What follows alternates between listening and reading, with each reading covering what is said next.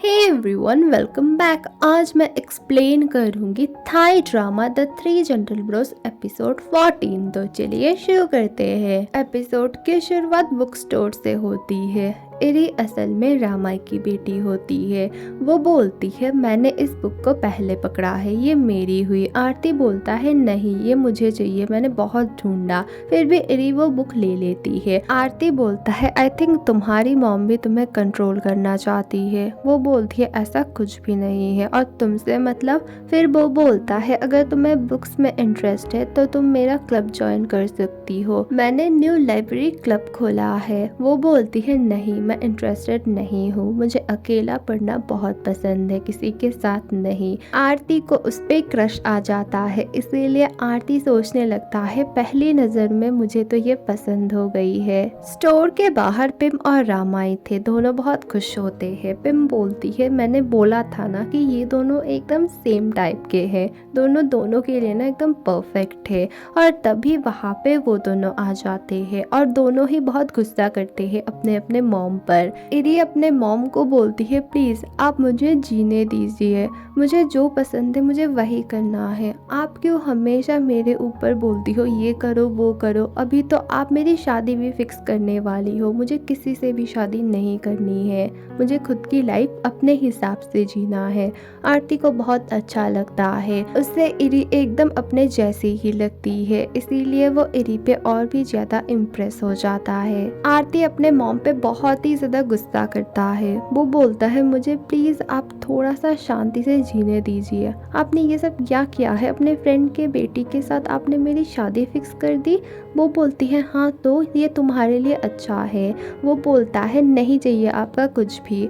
फिर पिम बोलती है ठीक है तो अपना कार वापस करो, ये भी मैंने ही तुम्हें दिया था, तुम बाहर धक्के खाओगे तभी तुम्हें पता चलेगा कि ये दुनिया कैसी है। वो बोलता है ठीक है, वो कार लौटा देता है। पिम बोलती है मुझे सब कुछ पता है, तुम्हारे भाइयों ने सिखाया है ना तुम्हें ये सब। वो बोलता है वैसी कोई बात नहीं है, मुझे बस फ्रीडम चाहिए। व्यू अपने सिस्टर को बोलती है मैंने आरती के हर एक सोशल मीडिया अकाउंट को देख लिया है, मुझे वो बहुत पसंद है, वो बहुत ही ज्यादा क्यूट है, पता नहीं मैं कभी भी उससे बात कर पाऊंगी या नहीं। उसकी सिस्टर उसे समझाती है कि वो एक राजकुमार है और तुम कुछ भी नहीं हो उसके पास। वो बोलती है वो सब बाद में सोचा जाएगा, कुछ प्लान करो ना, मुझे उससे बात करना है।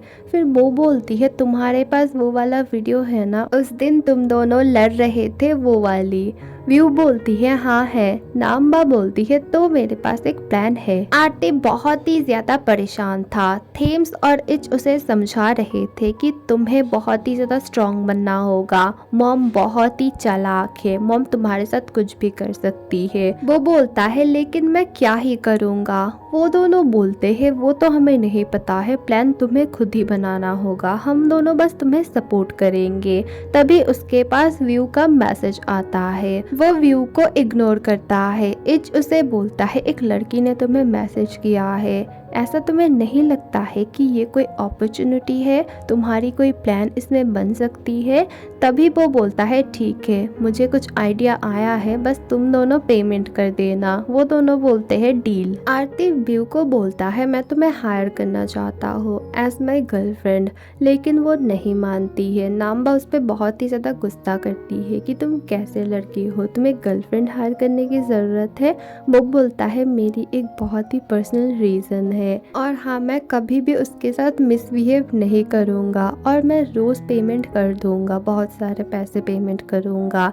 तभी व्यू बोलती है ओके मैं रेडी हूँ काम करने के लिए। आरती बोलता है ठीक है संडे मेरे घर आ जाना, पार्टी है शाम को। वो बोलती है ठीक है। पार्टी शुरू हो जाती है। पिम ने ये पार्टी रखी थी इरी और आरती के शादी फिक्स करने के खुशी में। इरी आती है अपने फ्रेंड्स के साथ। वो बोलती है मुझे ये शादी बिल्कुल ही नहीं करनी, मुझे बस यहाँ पे पार्टी एंजॉय करना है, खाना खाना है और बस यहाँ से मैं चली जाऊंगी। आरती पिम को बोलता है आप ये सब रोक दीजिए, अदरवाइज अभी जो होगा ना आप सहन नहीं कर पाओगी। वो बोलती है मैं कुछ भी नहीं रोकने वाली हूँ। वो अनाउंसमेंट करने लगती है, बोलती है आज इसी पार्टी में आरती और इरी की एंगेजमेंट होने वाली है।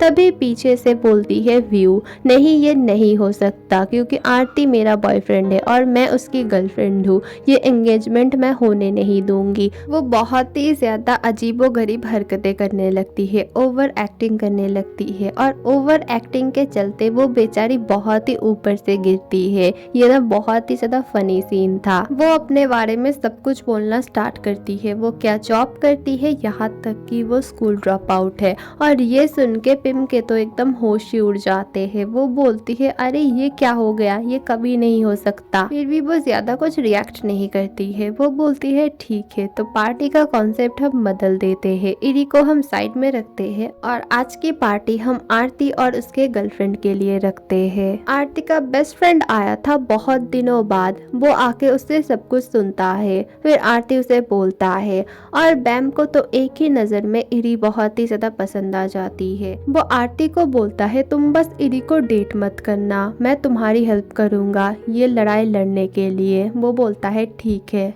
पिम आरती को बोलती है अगर मुझे पता चला कि ये रिलेशन फेक है तो मुझसे बुरा कोई नहीं होगा। व्यू आती है आरती के पास और वो बोलती है मेरे पास और एक प्लान है एकदम रियल कपल बनने का, तुम बस मुझे किस करो। आरती डरते हुए उसे किस करने की कोशिश करता है, फिर जैसे तैसे करता है। ये देख के पिम और रामाई को बहुत ही ज्यादा गुस्सा आता है। आरती बैम को बोलता है तुम्हें क्या लगता है क्या मेरी मॉम सच में मान गई। वो बोलता है नहीं, तुम्हारी मॉम ने और भी कोई बड़ा प्लान बनाया होगा और तुम वहाँ पे शायद फंस भी चुके होगे। हमें कोई बड़ा सा तगड़ा सा प्लान बनाना होगा ताकि तुम्हारे मॉम को यकीन हो जाए व्यू तुम्हारी असली गर्लफ्रेंड है। नाम्बा व्यू से पूछती है तुम्हारा डेट कैसा रहा। वो बोलती है कोई डेट वेट नहीं था, मुझे लगा था कि बस मुझे एक गर्लफ्रेंड बन के जाना है, सब कुछ अच्छा रहेगा, फंक्शन में सब कुछ ठीक ठाक रहेगा। लेकिन उसकी माँ एक नंबर की चुड़ैल है, कितनी खतरनाक है वो, मुझे तो बहुत ही ज्यादा डर लगता है उनके बारे में सोच के ही। मैं कभी भी ये काम फिर से नहीं करने वाली। पर हाँ मुझे आरती के लिए बहुत बुरा लग रहा है, वो शायद सच में कोई प्रॉब्लम में पड़ा होगा इसीलिए उसने ऐसा किया होगा। उसकी बहन बोलती है वाओ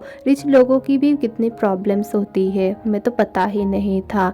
तभी दोनों एक साथ बोलती है लेकिन मॉम कहाँ है। तभी उसकी मॉम भागते हुए आती है और सारे दरवाजे और खिड़की बंद करने लगती है। वो लोग पूछते हैं आपने फिर से लोगों से पैसे लिए। वो बोलती है हाँ थोड़े बहुत, असल में मैं ना अपना लक आजमाना चाहती थी इसीलिए मैंने लॉटरी वगैरह खेल के बहुत सारे पैसे मैं हार गई हूँ और इसीलिए वो लोग मेरे पीछे है।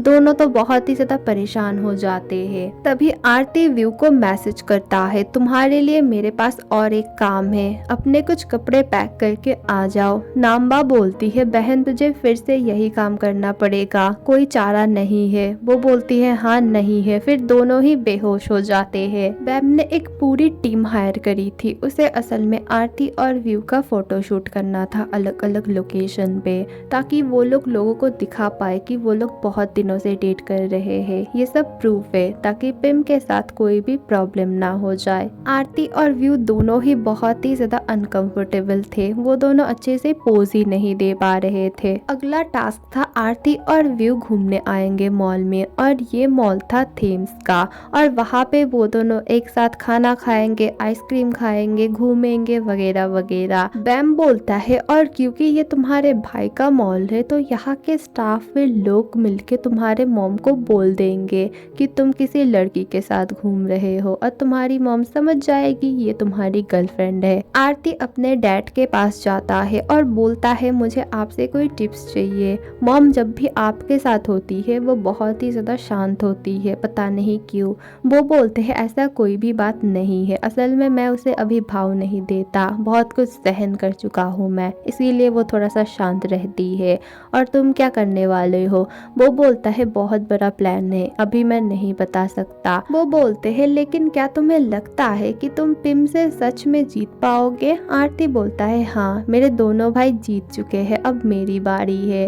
वो बोलते हैं तब तो और भी मुश्किल है क्योंकि तुम उसके लास्ट होप हो, वो तो अपना जी जान लगा देगी तुम पे। पिम, रामाई और सारी मॉम्स मिलके एक क्लास ले रही थी। वहाँ पे एक लेडी सबको समझा रही थी कि कैसे एक अच्छा पेरेंट्स बन सकते हो। सब लोग अपना अपना प्रॉब्लम बोल रही थी कि हमारे बच्चे हमें टाइम ही नहीं देते हैं, बात नहीं सुनते हैं। रामाई बोलती है मेरी बेटी को मैं जितना कुछ भी दे दूँ लेकिन वो खुशी नहीं होती है, उसे कुछ भी नहीं चाहिए, वो बस अपना ही करती है। सभी मॉम्स बोलने लगती है वो लोग हमेशा अपने सोशल मीडिया, अपनी पार्टी, अपने फ्रेंड्स के साथ रहते हैं, हम कुछ भी बोले तो वो लोग बोलते हैं फ्रीडम दे दो। वो लेडी बोलती है हाँ, क्योंकि आप लोगों के अंदर बहुत ही ज़्यादा जनरेशन गैप है, आप लोगों को अपडेटेड होना पड़ेगा, वो लोग जो करते हैं आप लोगों को वही करना होगा। पिम तो सब कुछ एकदम उल्टा समझती है। वो बोलती है जैसे आरती ने उस लड़की को काम पे लगाया है ना, मैं भी उसी से काम निकलवाऊंगी, देख लेना। बैम का एक कैफे था लाइब्रेरी के अंदर और वो इरी को स्टॉक कर रहा था। वो बोलता है ये बहुत ही ज़्यादा क्यूट है, ये मुझे बहुत पसंद है, अगर मैं आरती की जगह होता ना तो मैं एक दिन में ही शादी कर लेता। फिर वो पोस्ट देख के बोलता है अरे ये तो इसी लाइब्रेरी में बैठी हुई है। वो उसके पास जाता है और उसे कॉफ़ी ऑफर करता है, वो नहीं लेती है। फिर वो पूछता है क्या तुम यहाँ पे आरती के पीछे आई हो? वो बोलती है नहीं, मैं यहाँ पे बस पढ़ने आई हूँ। इरी जाने लगती है तभी उसका फोन गिर जाता है, तभी उसे पिम कॉल करती है और ये बैम देख लेता है। वो बहुत ही ज्यादा घबरा जाती है और वहाँ से चली जाती है। बैम को डाउट होता है, वो आरती को मैसेज करता है ये इरी लड़की ठीक नहीं लग रही है, कोई ना कोई गड़बड़ तो है, तुम इस पे विश्वास बिल्कुल भी मत करना। आरती बहुत ही चुपके से घर से निकल रहा था लेकिन उसे पिम देख लेती है। पिम बोलती है तुम्हें बहुत प्रॉब्लम हो रही है ना, टैक्सी में जाते हो फिर तुम मेट्रो में जाते हो, मुझे ये सब ना अच्छा नहीं लग रहा है, तुम मुझसे ये कार ले लो। वो बोलता है नहीं। उसे याद आता है कि उसके भाई उसे बोल रहे हैं कभी भी मत बिकना, क्या तुम फिर से बिक गए हो उनके पास? उसके फादर भी बोल रहे हैं हाँ तुम बिके हुए ही हो, तुमसे कुछ भी नहीं होगा। बैम बोलता है हाँ भाई तेरे से कुछ भी नहीं होगा। आरती बोलता है फिर भी इतना बड़ा भी बैटल नहीं है कि मुझे ये गाड़ी भी सैक्रिफाइस करना पड़े। वो अपने मॉम से चाबी लेके बोलता है ठीक है मैं ले रहा हूँ ताकि आपको मेरे लिए टेंशन ना हो। वो वहाँ से चला जाता है। उसकी मॉम हंस के उसका लोकेशन चेक करती है और बोलती है तुम तो फंस चुके मेरे जाल में। व्यू बहुत ही ज्यादा खुश थी, उसने अपनी और आरती की पिक्चर डिस्प्ले में लगाई थी। ये देख के नाम्बा बहुत ही ज्यादा गुस्सा करती है। वो बोलती है क्या तुम पागल हो गई हो, तुम्हें पता है ना कि ये रिलेशनशिप सच नहीं है, ये झूठ है। वो तुम्हारा क्रश है लेकिन तुम उसके लिए कुछ भी नहीं हो, उसका काम जब खत्म हो जाएगा वो तुम्हें पहचानेगा भी नहीं और दुख तुम्हें ही होगा, दर्द भी तुम्हें ही होगा, उसे कुछ भी फर्क नहीं पड़ेगा, वो बहुत रिच है। तभी उसे आरती कॉल करता है। आरती उसके घर के सामने आया है। वो बोलता है मैं तुम्हें घूमने ले जाऊंगा, जल्दी से आ जाओ। वो बहुत ही ज्यादा खुश हो जाती है। आरती असल में उसे लाइब्रेरी ले आया था। वो बहुत ही ज्यादा गुस्सा करती है। वो बोलती है तुम बहुत बुरे हो, तुमने बोला था कि तुम मुझे घूमने ले जाओगे और यहाँ पे ले आके तुम मुझसे काम करवा रहे हो। वो बैम पे बहुत गुस्सा करती है। वो बोलती है मुझे पता है ये सब कुछ तुम्हारा प्लान है। आरती बोलता है असल में मेरी मॉम तुम्हें ढूंढ रही है और इसीलिए मैं तुम्हें अपने साथ रख रहा हूँ ताकि तुम्हें कोई भी प्रॉब्लम ना हो। वो बहुत ही ज्यादा डर जाती है। बैम बोलता है हमें बहुत ही अच्छे से प्लान बनाना पड़ेगा, मैं जितना तुम्हारे मॉम को जानता हूँ वो कोई ना कोई प्लान तो बना ही रही है, हमसे भी बहुत बड़ा। वो बहुत ही ज्यादा चालाक है और हमारा प्लान वो पकड़ भी लेगी। तभी वहाँ पे पिम आती है और बोलती है कौन सा प्लान, और सब लोग बहुत ही ज्यादा डर जाते हैं। व्यू तो डर के उन दोनों के पीछे छुप जाती है। पिम व्यू को बुलाती है, बोलती है मुझे तुमसे मिलना है, मैं तो तुमसे पर्सनली मिली भी नहीं हूँ। फिर व्यू उन्हें अच्छे से ग्रीट करती है। एपिसोड 14 यहीं पे खत्म होती है। अगली वीडियो बहुत जल्द आएगी, थोड़ा सा वेट करना। Thank you for watching, bye.